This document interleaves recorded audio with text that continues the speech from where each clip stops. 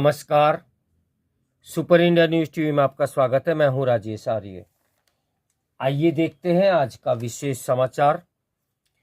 तकनीकी क्षेत्र में चीनी वर्चस्व का खतरा। यदि भारत को आगे बढ़ना है तो उसे बुनियादी ढांचे के विकास के साथ साथ शोध एवं विकास के लिए अपने बजट को कई गुना बढ़ाना होगा। जिस दिन डोनाल्ड ट्रंप राष्ट्रपति पद की शपथ लेकर अमेरिका को फिर से महान बनाने का संकल्प ले रहे थे, उसी दिन चीन के 40 वर्षीय युवक लियांग वेनफिंग ने अपना जनरेटिव एआई का चैटबॉट डीप सीक लॉन्च किया। उसने अमेरिका के सैकड़ों करोड़ डॉलर की लागत और वर्षों के प्रशिक्षण के बाद बने चैट जीपीटी, जेमिनी, लामा और क्लोद जैसे चैटबॉट को धूल चटा दी और हफ्ते भर में अमेरिका का सबसे लोकप्रिय चैटबॉट बन बैठा। जब यह पता चला कि डीप सीक का विकास जेजियांग यूनिवर्सिटी के इंजीनियरिंग के स्नातक ने 60 लाख डॉलर से भी कम की लागत से साल भर में ही दिखाया है, तो अमेरिकी बाजार में हड़कंप मच गया। चीनी कंपनी के तकनीकी विकास से ऐसी घबराहट पहली बार फैली। ऐसा नहीं है कि डीप सीक अमेरिका के चैट जीपीटी जैसे जनरेटिव एआई मॉडलों से आगे निकला हो। गणित, कोडिंग और सहज भाषा तर्क में वह अमेरिकी मॉडलों की बराबरी पर ही है। पर अमेरिका और यूरोप में हड़कंप इसलिए मचा कि चीन के इंजीनियर ने कुछ लोगों और मामूली लागत से साल भर में ऐसा मॉडल तैयार कर दिखाया जो ऊंची लागत और वर्षों के शोध के बाद बने मॉडलों को टक्कर दे रहा है। सबसे बड़ी बात तो यह है कि deep seek open source model है, यानी इसका प्रयोग, परिष्कार और वितरण मुफ्त में किया जा सकता है। यह अपेक्षाकृत कम शक्तिशाली चिपों और कम ऊर्जा की खपत से भी चल सकता है। ट्रंप ने इस प्रसंग पर चिंता जताने की जगह इसे अमेरिकी एआई उद्योग के लिए चेतावनी बताया और अमेरिकियों से कहा कि यदि आप इसी गुणवत्ता के मॉडल कम लागत पर बना सको तो वह हमारे लिए अच्छा ही होगा। इससे एक तो अमेरिकी एआई मॉडलों की लागतों पर सवाल उठे, जिससे उनकी फंडिंग का संकट खड़ा हो सकता है। दूसरे यह सवाल उठा कि सस्ते और किफायती चीनी मॉडल मिलने पर अमेरिका के महंगे और अधिक ऊर्जा की खपत वाले मॉडलों को कोई क्यों लेगा।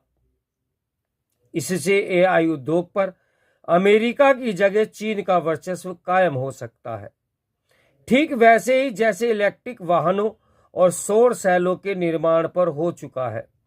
मशीन लर्निंग, रोबोट विज्ञान और ड्रोन निर्माण में भी चीनी कंपनियां इतनी आगे निकल चुकी हैं कि अमेरिकी रक्षा विभाग पेंटागन को भी रक्षा सामान के लिए घरेलू कंपनियों को तमाम आर्थिक प्रोत्साहन देने के बावजूद चीन पर निर्भरता समाप्त करने में दिक्कत आ रही है।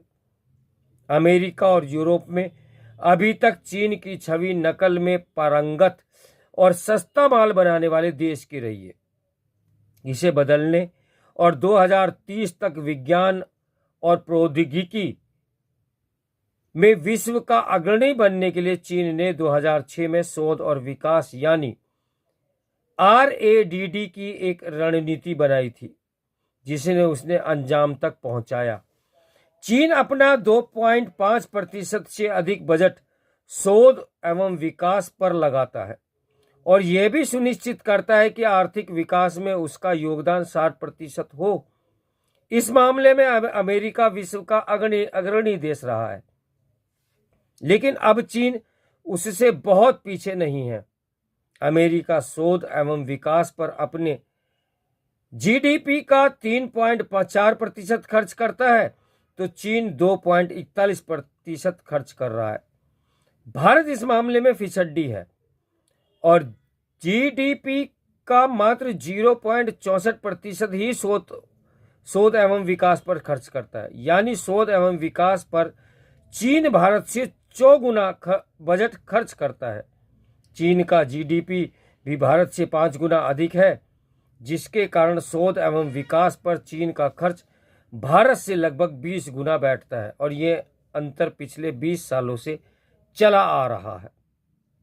शोध एवं विकास पर विश्व में सबसे अधिक खर्च करने और आर्थिक विकास में इसका योगदान सुनिश्चित करने के कारण ही अमेरिका पिछले 50 वर्षों से विज्ञान और प्रौद्योगिकी में अग्रणी बना हुआ है। अब चीन उसी राह पर भी और भी सुनियोजित ढंग से चल रहा है।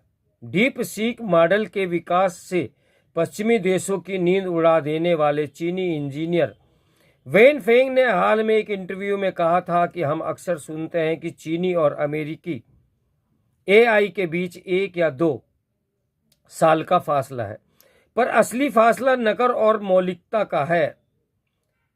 वह नहीं बदला तो चीन हमेशा पिछलग्गू बना रहेगा और चीन हमेशा पिछलग्गू बना नहीं रह सकता।